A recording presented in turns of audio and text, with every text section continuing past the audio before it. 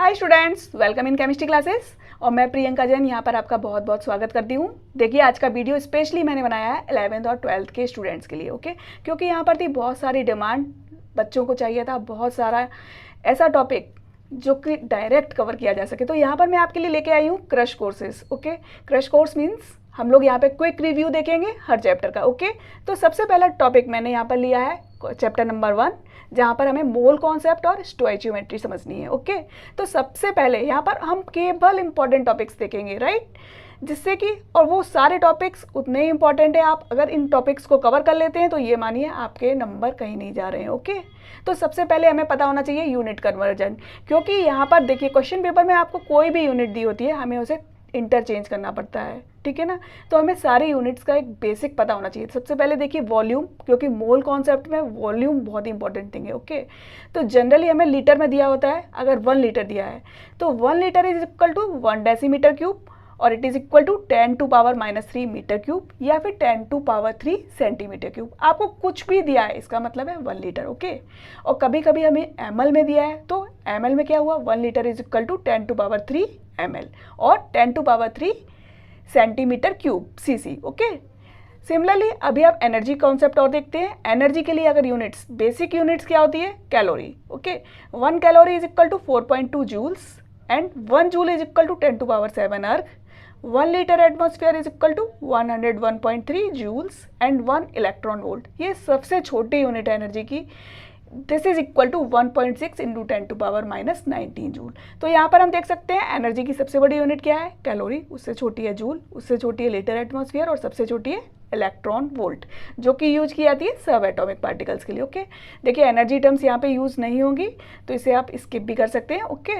और उसके बाद नेक्स्ट टर्म्स आती है प्रेशर यूनिट्स। प्रेशर जनरली हमें दिया होता है एटमॉस्फेयर में, और 1 एटमॉस्फेयर किसके इक्वल होता है, 716 टॉर्स और 716 mm ऑफ Hg। कभी कभी हमें यहाँ इसमें दिया होता है या हमें एटमॉस्फेयर में दिया, हमें बदलना पड़ता है, तो ये यूनिट्स हमें पता होनी चाहिए, ठीक है। और 1 atmosphere is also equal to 1.01 into 10 to power 5 pascal और 1.01 into 10 to power 5 newton per metre square, okay. तो आप यहाँ पर इसको वीडियो को पॉज कर सकते हैं और इसका स्क्रीनशॉट ले सकते हैं, ओके। ओके, तो अब आते हैं हमारे सबसे इंपॉर्टेंट टॉपिक, जो कि है मोल कॉन्सेप्ट। मोल कॉन्सेप्ट क्या है, एक्चुअली मोल होता क्या है। देखिए यहाँ पर ये डेफिनेशन तो आपको सब जगह मिल जाएगी, पर एक्चुअली में मोल होता क्या है हमें पता है। कार्बन 12 जो आइसोटोप होता है कार्बन का, कार्बन 12, उसके अगर हम 12 ग्राम लें तो उसमें जितने एटम्स प्रेजेंट हैं उतने ही एटम्स या मॉलिक्यूल्स या पार्टिकल्स अगर किसी भी सब्सटेंस के कुछ अमाउंट जो कि हमने लिया है, कुछ सैंपल लिया है, उसमें प्रेजेंट है, तो हम उसे क्या कहेंगे, वो 1 मोल है।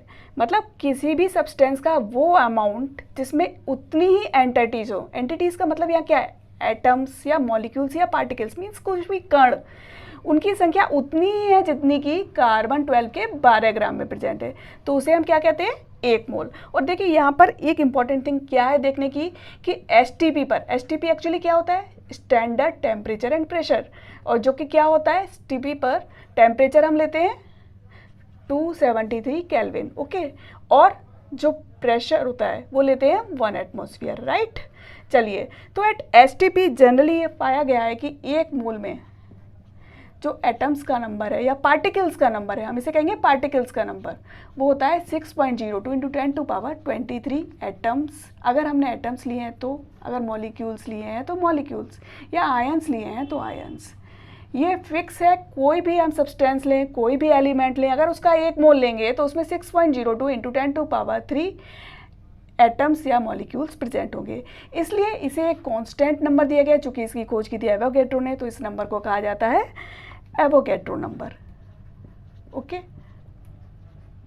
और इसे शो किया जाता है Na के द्वारा, राइट। ये क्या कहलाता है, एवोगैड्रो नंबर, ओके। अब देखिए दूसरी इंपॉर्टेंट बात क्या है, एसटीपी पर 1 मोल, किसी भी सब्सटेंस का 1 मोल 22.4 लीटर वॉल्यूम घेरता है। यानी कि अगर हमें पता है, हमें दिया है किसी भी गैस का 22.4 लीटर्स प्रेजेंट है, तो हम क्या मान लेते हैं, वो 1 मोल है, राइट।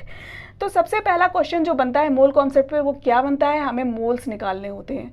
पहले अगर हमें मोल्स निकालने नहीं आते तो हम कोई भी न्यूमेरिकल सॉल्व नहीं कर सकते, राइट।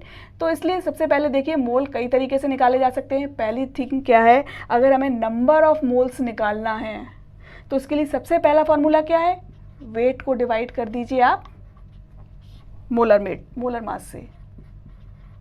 मीन्स सपोज हमें दिया हुआ है 64 ग्राम्स ऑफ ऑक्सीजन। अगर सिंपली ऑक्सीजन लिखा है तो आप क्या करेंगे, इस 64 ग्राम्स को किससे डिवाइड कर देंगे आप, 16 से, राइट। तो क्या निकल आएगा, 4 मोल्स ऑफ ऑक्सीजन। ये क्या है, एटम है। बट अगर हमें दिया है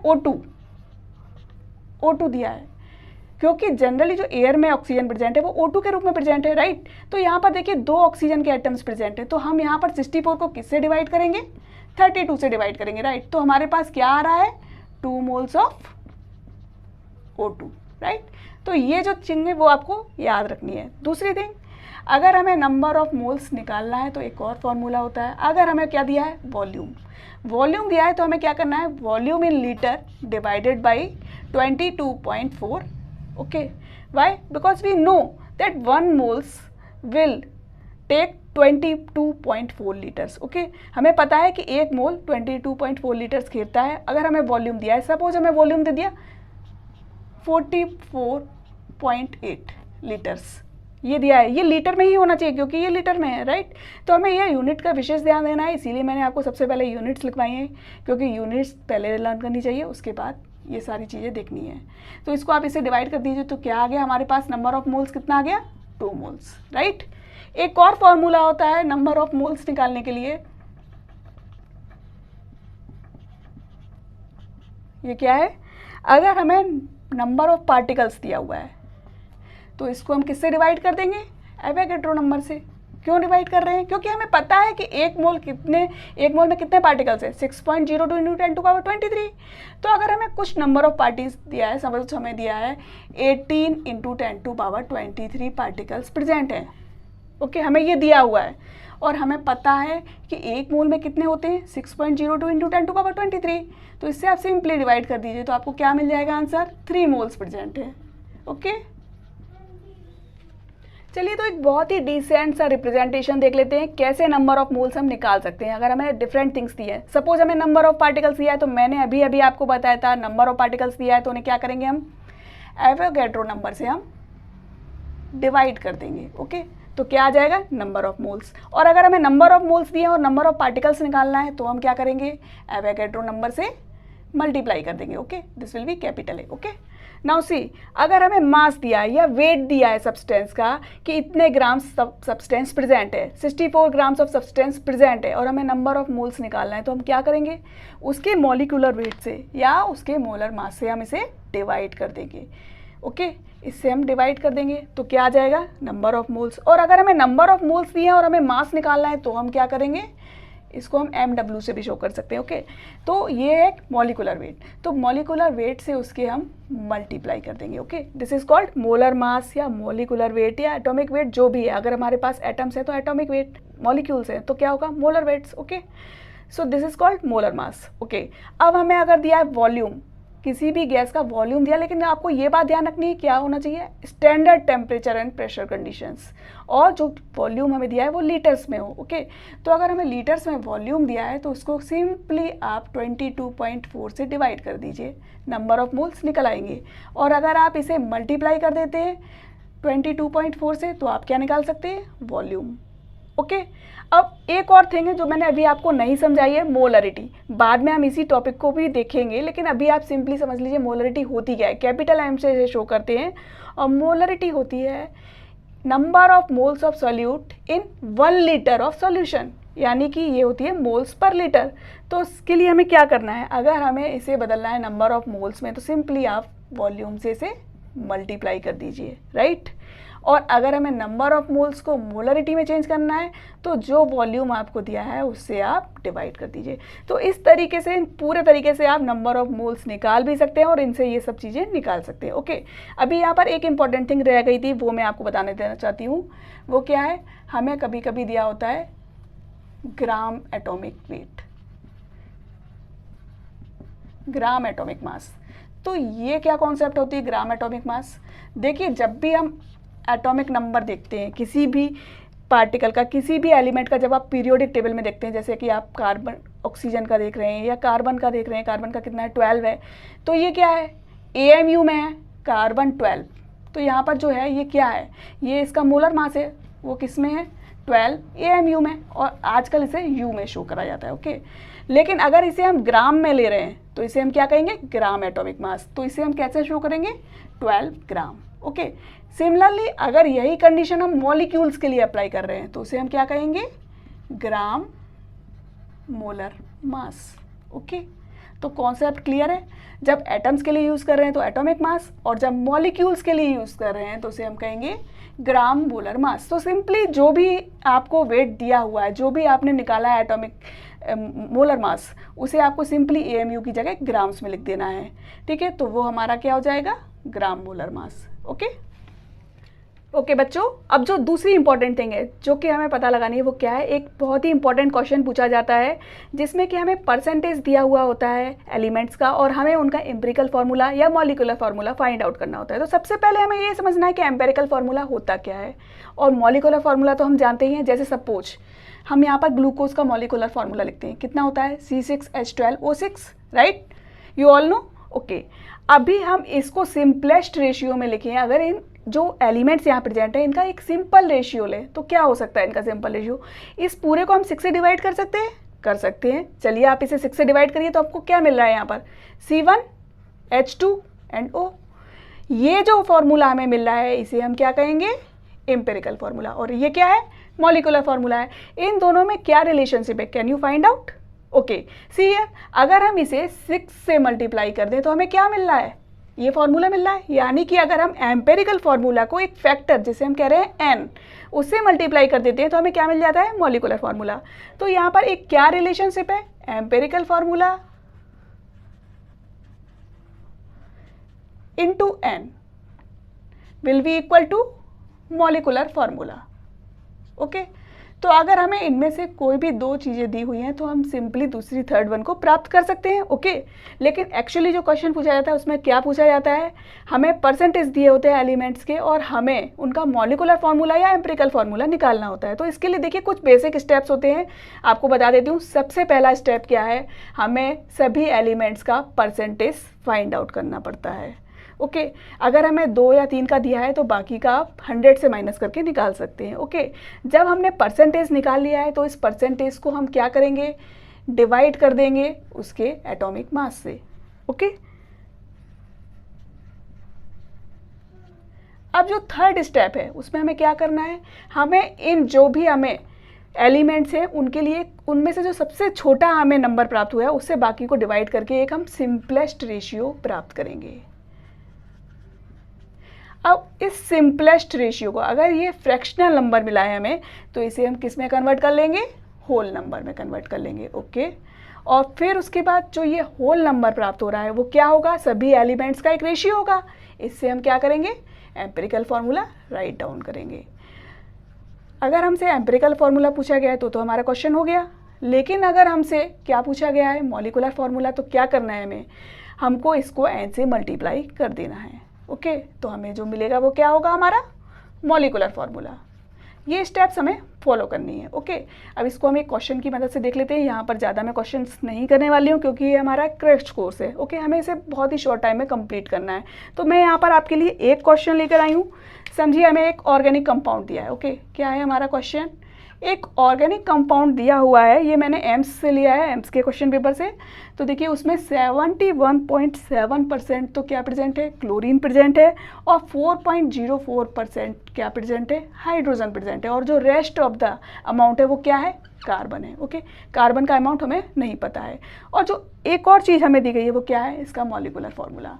इसका मॉलिक्यूलर वेट जो हमें दिया है वो कितना है, 99। ओके, अब हमें इसका मॉलिक्यूलर फार्मूला फाइंड आउट करना है। ओके, हमें क्या दिया है, percentage of chlorine, percentage of hydrogen.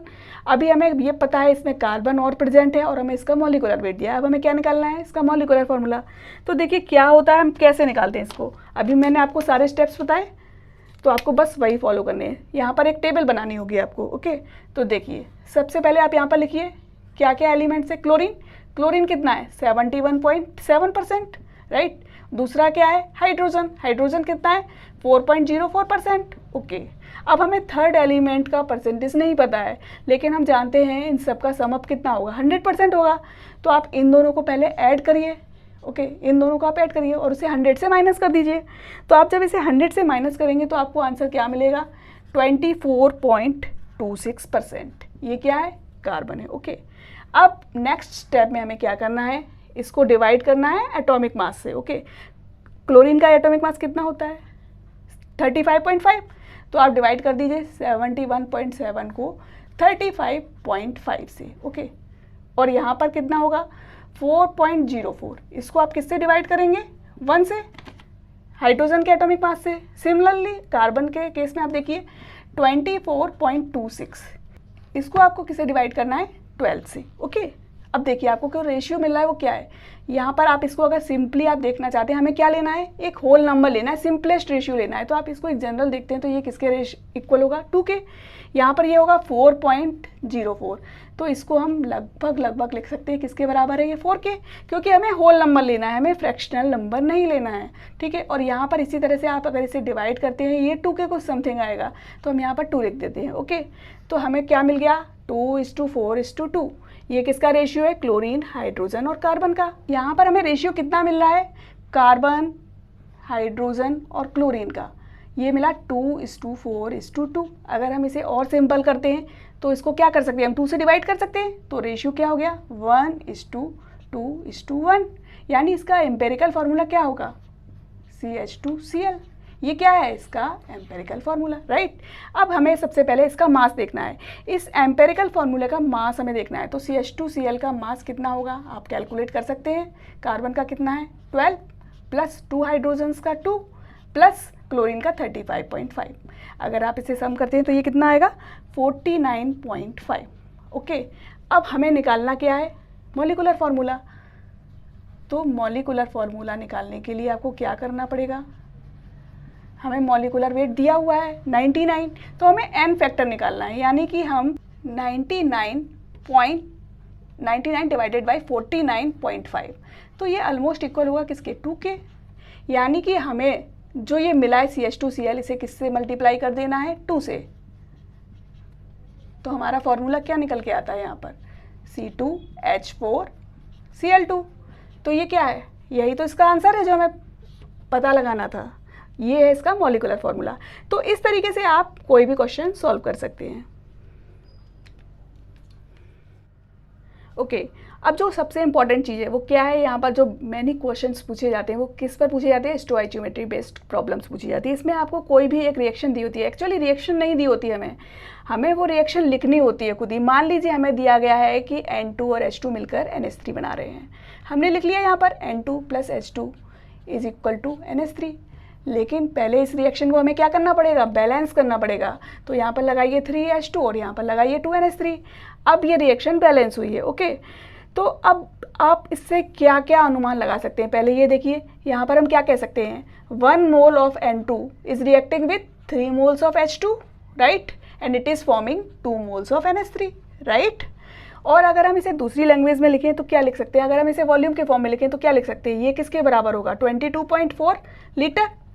इसके रिएक्ट कर रहे हैं 22.4 × 3 लीटर्स ऑफ H2, और ये क्या बना रहे हैं, 22.4 × 2 लीटर्स ऑफ NH3। ये भी लिखा जा सकता है ना। और अगर हम इसे ग्राम की भाषा में लिखें तो क्या लिखेंगे, यहाँ पर देखिए आप, नाइट्रोजन के कितने ग्राम्स हैं, 28 ग्राम्स, और वो किससे रिएक्ट कर रहे हैं, 3 × 2 6 ग्राम ऑफ हाइड्रोजन। तो ये क्या बना रहे हैं, 34 ग्राम्स ऑफ NH3। तो यहाँ पर आप एक चीज़ देख सकते हैं कि ये है law of conservation of mass, मतलब जो मास है किसी भी रिएक्शन में वो फिक्स रहता है, जितना अमाउंट हमने रिएक्टेंट्स का लिया है उतना ही अमाउंट प्रोडक्ट का बनेगा। और अगर ये नहीं बनना है तो इसका मतलब क्या है कि रिएक्शन में कुछ अमाउंट रिएक्टेंट का बचा रह गया है, वो एक्सेस में प्रेजेंट है, राइट। तो ये कुछ चीज़ें हैं जो बेसिक्स हमें जाननी चाहिए। और सबसे पहली चीज़ क्या, हमें रिएक्शन को बैलेंस करना आना चाहिए। अगर हमें कंब्यूजन की रिएक्शन दी हुई है, सपोज हमें कंब्यूजन रिएक्शन दी है, तो वहाँ पर आप कैसे बैलेंस करेंगे। इन रिएक्शंस को बैलेंस करने के लिए सबसे पहले हमें क्या करना पड़ता है, कार्बन को बैलेंस करिए। ओके, उसके बाद हाइड्रोजन बैलेंस करिए और उसके बाद ऑक्सीजन बैलेंस करिए, रिएक्शन ऑटोमेटिकली बैलेंस हो जाएगी। अगर आप चाहते हैं कि मैं इसके बहुत सारे क्वेश्चंस आपको करके दूं तो प्लीज़ आप इस वीडियो को शेयर करिए और जितना कमेंट कर सकते हैं करिए। अगर मुझे लगता है आप लोगों को वास्तव में इसकी ज़रूरत है तो मैं आपको डिटेल में वीडियोस भी दूंगी और बहुत सारे क्वेश्चंस बना के दूंगी, तो आप प्लीज़ कमेंट करना ना भूलें। ओके, तो चलिए सबसे पहले टाइप के हम क्वेश्चंस पर आते हैं।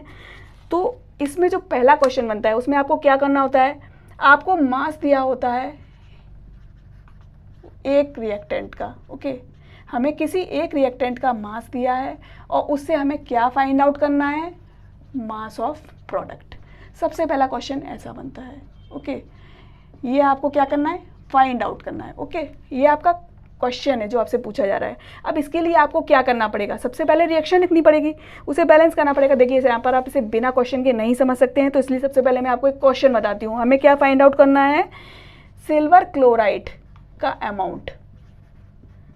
ये हमारा क्या है, क्वेश्चन है। देखिए सिल्वर क्लोराइड का अमाउंट हमें फाइंड आउट करना है, कितना बना। ओके, अगर हम 5.850 ग्राम्स ऑफ सोडियम क्लोराइड को हम रिएक्ट करा रहे हैं एक्सेस ऑफ AgNO3 से। ओके, हम जानते हैं जब NaCl AgNO3 से रिएक्ट करेगा तो क्या बनाएगा, सिल्वर क्लोराइड बनाएगा, और इसका मास हमें पता लगाना है। तो इसके लिए सबसे पहले हमें क्या लिखनी पड़ेगी, एक बैलेंस्ड रिएक्शन। ओके, तो लीजिए लिखिए पहले रिएक्शन, NaCl प्लस AgNO3, ये क्या बना रहे हैं, AgCl प्लस NaNO3, राइट, यही तो बनेगा।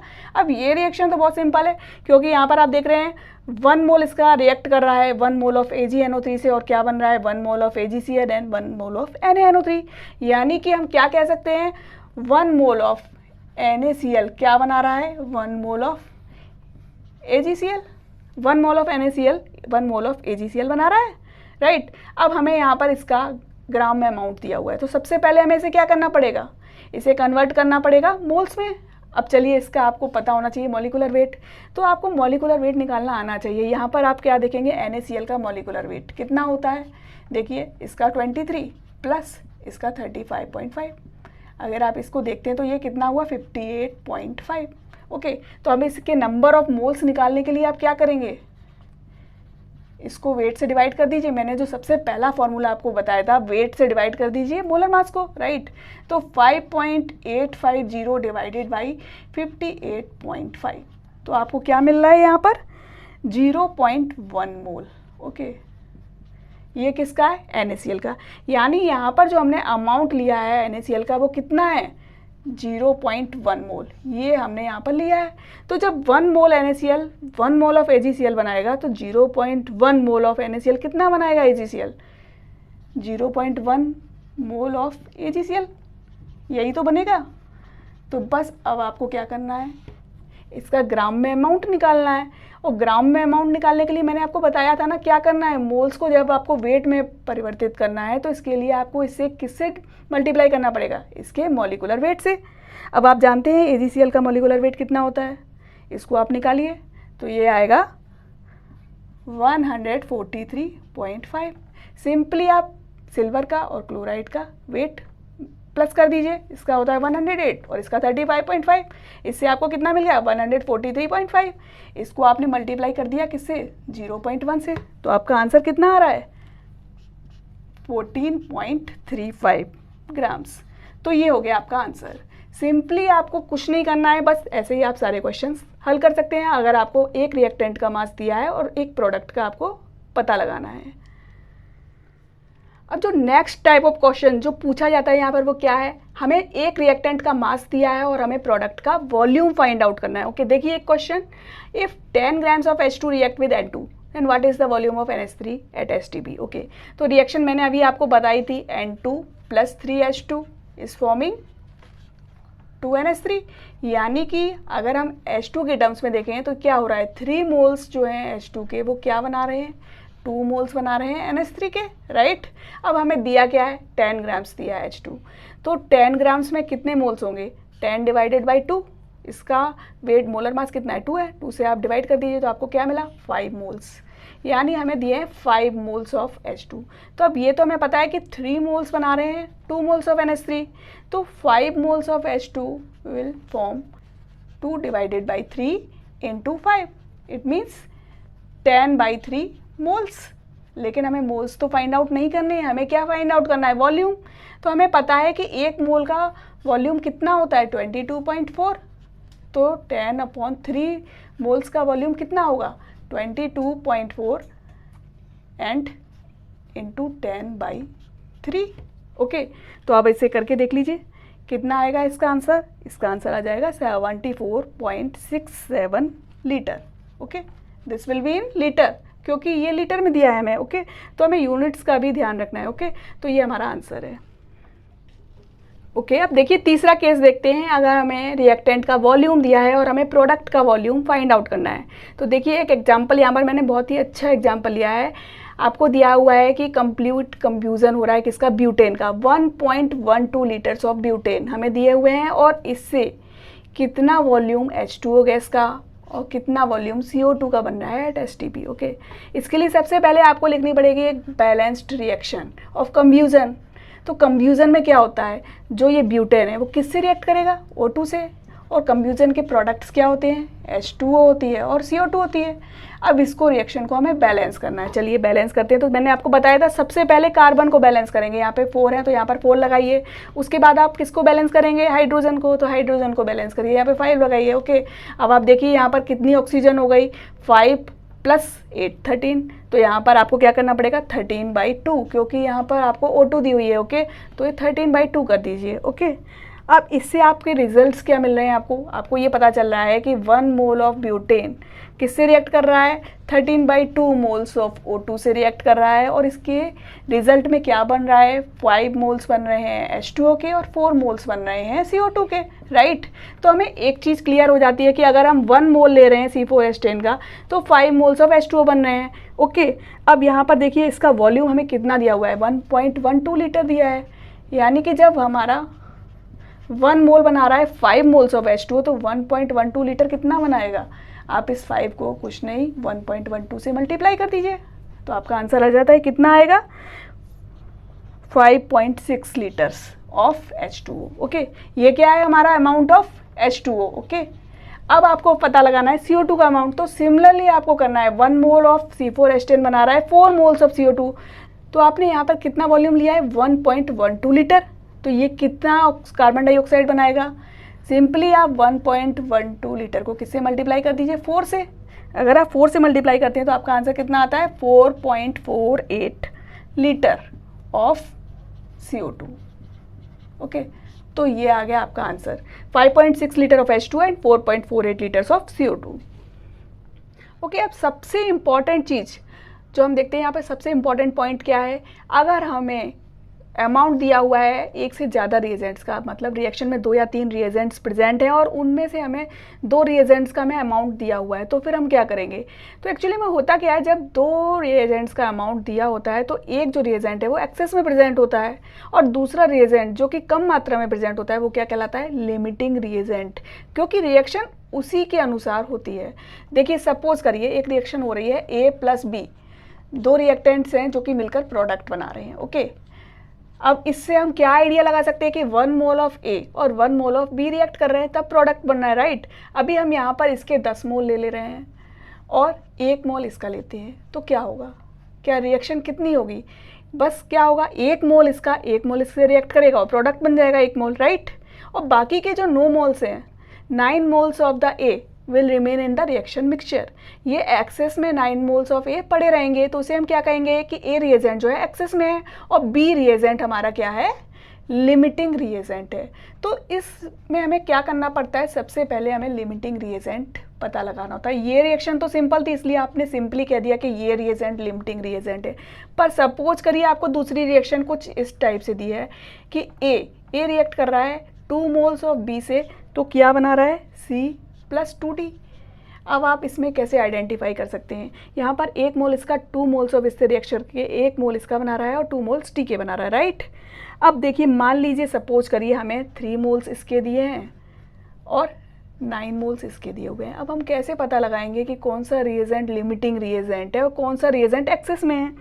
तो इसके लिए आपको क्या करना होता है, देखिए यहाँ पर इसके आगे एज्यूम करिए 1 है, इसके आगे 2 है, राइट। तो इसको डिवाइड कर दीजिए 1 से, इसको डिवाइड कर दीजिए 2 से, और हमें ये रेशियो पता लगाना है। तो ये क्या हुआ 3, और यहाँ पर कितना आया 4.5। अब आप देखिए कि कौन सा कम मात्रा में, 3 कम है, डेफिनेटली 3 कम है, राइट। तो हमारा जो ए रिएजेंट है, ये जो ए रिएजेंट है ये हमारा क्या है, लिमिटिंग रिएजेंट है। यानी कि हमें सिर्फ इसके अमाउंट से ही पता चलेगा कि रिएक्शन कितनी होगी और प्रोडक्ट कितना बनेगा, ओके। तो फिर बाकी की कंडीशन, इसके लिए हमें जब हमें ये पता चल गया कि ये लिमिटिंग रिएजेंट है तो बस हमें इसका अमाउंट देखना है और इसके अकॉर्डिंगली हम प्रोडक्ट का अमाउंट बता सकते हैं। तो आई थिंक ये चीज़ क्लियर हो चुकी होगी। अब हम आगे बढ़ते हैं। अब यहाँ पर हम कुछ बेसिक टॉपिक्स देखेंगे, कुछ बेसिक चीज़ें जो कि आपको पता होनी चाहिए, क्योंकि कुल मिलाकर सारी केमिस्ट्री, फिजिकल केमिस्ट्री में आपके लिए बहुत इंपॉर्टेंट होती हैं। तो सबसे पहली चीज़ है मोलरिटी। मोलरिटी क्या होती है, इसे कैपिटल एम से शो करते हैं, और एक्चुअली में ये क्या है, number of moles of solute in 1 litre of solution. आपको सॉल्यूशन दिया है, अगर हमने उसको 1 लीटर लिया है तो उसमें जितने सॉल्यूट्स के मोल प्रेजेंट हैं उसे हम क्या कहेंगे, उसकी मोलरिटी। तो मोलरिटी की यूनिट क्या हो गई, मोल पर लीटर, राइट। और अगर हम इसे पता लगाना है तो इसके लिए फॉर्मूला क्या हो गया, मोलरिटी इज इक्वल टू, हमें जितने मोल्स दिए हुए हैं पहले तो आप लिख लीजिए number of moles of solute, और इसको आप डिवाइड कर दीजिए किससे, वॉल्यूम ऑफ सॉल्यूशन, राइट। तो आपको मिल जाएगा आपका आंसर। लेकिन जनरली आपको number of moles of solute नहीं दिए होते हैं, आपको उसका वेट दिया होता है, तब आप क्या करेंगे, तो आपको अगर वेट दिया है सॉल्यूट का तो आप कोई बात नहीं, इस वेट को आप किससे डिवाइड कर दीजिए, उसके मॉलिक्यूलर वेट से या मोलर मास से डिवाइड कर दीजिए, ओके। और यहाँ पर आप ले लीजिए वॉल्यूम। अब चलिए दूसरी कन्फ्यूजन यहाँ क्या हो सकती है, आपको अगर वॉल्यूम लीटर में दिया है तो ठीक है, यहाँ से आप आंसर निकाल सकते हैं। लेकिन अगर आपको ये मिलीलीटर में दे दिया तो क्या करेंगे, तो आपको यहाँ पर लिखना है वॉल्यूम इन मिलीलीटर इनटू यहाँ 1000 से आप मल्टीप्लाई कर दीजिए, तो सिंपली आपका आंसर निकल आएगा। इसके लिए आप एक सीधा साधा क्वेश्चन देखिए, आपको NaOH दिया हुआ है, एक क्वेश्चन है कि 4 ग्राम्स ऑफ NaOH, ये हम किस में डिज़ोल्व कर रहे हैं, 250 ml ऑफ वाटर में डिज़ोल्व कर रहे हैं, ओके। तो बताइए अब मोलरिटी क्या होगी सॉल्यूशन की। तो इसके लिए सबसे पहले आपको इसका मोलर मास पता होना चाहिए, तो आप प्लस कर दिए 23 + 16 + 1, आपको कितना मिलता है यहाँ पर 40। इसका मोलर मास कितना है 40, तो नंबर ऑफ मोल्स कितने हुए, आप 4 को डिवाइड कर दीजिए 40 से, ओके। तो यहाँ पर आपको कितना मिल रहा है देख लीजिए, ओके। अब दूसरी चीज़ आपको क्या देखनी है, यहाँ पर जो वॉल्यूम मिला है वो क्या है, मिलीलीटर में है, तो इसको आप चेंज करिए लीटर में, ओके। तो अब मोलरिटी हमें निकालनी है, तो सिंपली क्या करना है, 4/40 डिवाइडेड बाई 0.250, क्योंकि हमें ये किस में चाहिए, लीटर में, राइट। तो अब जब आप इसका आंसर निकालेंगे तो वो कितना आएगा, 0.4 मोल पर लीटर, या फिर इसे हम कैसे लिख सकते हैं, 0.4 m, ओके। ये क्या होगा इसकी मोलरिटी। अब दूसरी इंपॉर्टेंट टर्म यहाँ जो आती है वो है मोलरिटी। हालांकि ये इतनी इंपॉर्टेंट नहीं है जितनी की मोलरिटी है, पर आपको इसके बारे में भी जानना चाहिए। मोलरिटी क्या होती है, number of moles of solute in 1000 grams of solvent. यहाँ पे पहली चीज़ ध्यान देने की क्या है, हम सॉल्वेंट ले रहे हैं, यहाँ सॉल्यूशन नहीं लिया है, और दूसरी चीज़ यहाँ पर हमने लीटर्स नहीं लिए हैं, ग्राम्स लिए हैं। तो यहाँ पर जो चीज़ है वो क्या है, 1000 ग्राम्स ऑफ सॉल्वेंट, उसमें जितने मोल्स सॉल्यूट के प्रेजेंट है उसे हम क्या कहेंगे, मोलरिटी। तो जो फॉर्मूला बन के आता है मोलरिटी के लिए वो क्या होता है, आप पहले लिखिए number of moles of solute, और इसको डिवाइड कर दीजिए किससे, ग्राम्स ऑफ सॉल्वेंट। अगर आप इसका मास सॉल्वेंट का केजी में ले रहे हैं तो ठीक है, लेकिन अगर आप ग्राम्स में ले रहे हैं यहाँ पर, तो आपको यहाँ पर किससे, 1000 से मल्टीप्लाई करना पड़ेगा, ओके। तो ये बन गया आपका फॉर्मूला है। चलिए यहाँ पर एक बेसिक सा क्वेश्चन देख लेते हैं इसके बारे में भी। मान लीजिए आपको 255 ग्राम्स ऑफ एक्वस सॉल्यूशन दिया है, ओके। एक्वस सॉल्यूशन है मतलब वाटर में सॉल्यूशन बनाया गया है, और इसमें आपने क्या ऐड करा है, 5 ग्राम्स ऑफ यूरिया, राइट। और अब आपको क्या पता लगाना है यहाँ पे, मोललिटी। और आपको एक्चुअली में दिया भी हुआ है कि यूरिया का मॉलिक्यूलर वेट कितना है, 60 ग्राम्स। ओके, ये आपको ऑलरेडी दिया हुआ है। तो सबसे पहले तो आप क्या करिए, इसके नंबर ऑफ मोल्स निकालिए सॉल्यूट के, कितने होंगे 5 डिवाइडेड बाई 60, राइट। अब दूसरी चीज़ हमें पता लगाना है सॉल्वेंट का मास। आपको मास किसका दिया हुआ है, सॉल्यूशन का, तो सॉल्वेंट का मास कितना होगा, आप सिंपली सॉल्यूशन में क्या होता है, सॉल्यूशन में सॉल्वेंट भी होता है और सोल्यूट भी होता है। तो आपको सिंपली सॉल्यूशन के वेट में से सोल्यूट का वेट माइनस कर देना है। तो आपके पास कितना आ जाएगा, 250 ग्राम्स आ जाएंगे, किसके, सॉल्वेंट के, राइट। बस अब आप मोललिटी आराम से निकाल सकते हैं। इसके लिए आपको क्या करना है, पहले लिखिए number of moles of urea कितना है, 5/60, और इसको आप किससे डिवाइड कर दीजिए, 250 ग्राम से, और इंटू या 1000 करना मत भूलिएगा, क्योंकि ये आपने ग्राम्स में लिया है, इसलिए आपको इसे 1000 से मल्टीप्लाई करना ही पड़ेगा। और जब आप ऐसे निकालेंगे तो आपका आंसर कितना आता है, 0.33। ये क्या हो गई आपकी मोललिटी। ओके, अब एक और इम्पॉर्टेंट टर्म है मोल फ्रैक्शन, जो कि आपको बार बार फिजिकल केमिस्ट्री में देखने को मिलेगी। मोल फ्रैक्शन को हम रिप्रेजेंट करते हैं एक्स से। ओके, और मोल फ्रैक्शन होता क्या है एक्चुअली में, अगर हमें निकालना है मोल फ्रैक्शन ऑफ सॉल्यूट, इसको हम किससे रिप्रेजेंट कर रहे हैं, x1 से। ओके, तो mole fraction of solute will be equal to number of moles of solute divided by number of moles of solute plus number of moles of solvent. Okay, number of moles of solvent हम किससे दिखा रहे हैं, capital N से, और small N से दिखा रहे हैं number of moles of solute. तो ये क्या हो गया हमारा मोल फ्रैक्शन ऑफ सॉल्यूट। एक बात आपको ध्यान देनी है कि ये एक यूनिटलेस क्वांटिटी है, क्योंकि हम नंबर ऑफ मोल्स को डिवाइड कर रहे हैं नंबर ऑफ मोल से, राइट। इसी तरीके से अगर हमें मोल फ्रैक्शन ऑफ सॉल्वेंट निकालना है, चलिए सॉल्वेंट को यहाँ से रिप्रेजेंट कर देते हैं x2 से, तो ये किसके बराबर हो गया, number of moles of solvent divided by number of moles of solute plus number of moles of solvent. Okay, अब एक इंटरेस्टिंग थिंग जो है वो क्या है, ये जो है number of mole fraction of solute x1 plus mole fraction of solvent x2 will be equal to 1, यानी कि सॉल्यूट का मोल फ्रैक्शन और सॉल्वेंट का मोल फ्रैक्शन दोनों का सम 1 के बराबर होता है। ओके, अब जो एक और इम्पॉर्टेंट थिंग है वो क्या है यहाँ पर, वो है मास परसेंट।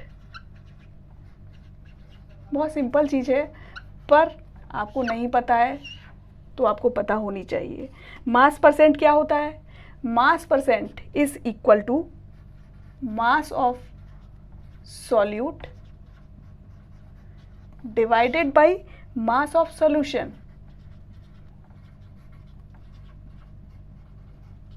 into 100। यहाँ पर हम परसेंटेज निकाल रहे हैं तो इसलिए आप 100 से मल्टीप्लाई करना नहीं भूलिएगा। देखिए मान लीजिए मैं एक क्वेश्चन ले रही हूँ यहाँ पर, 2 ग्राम्स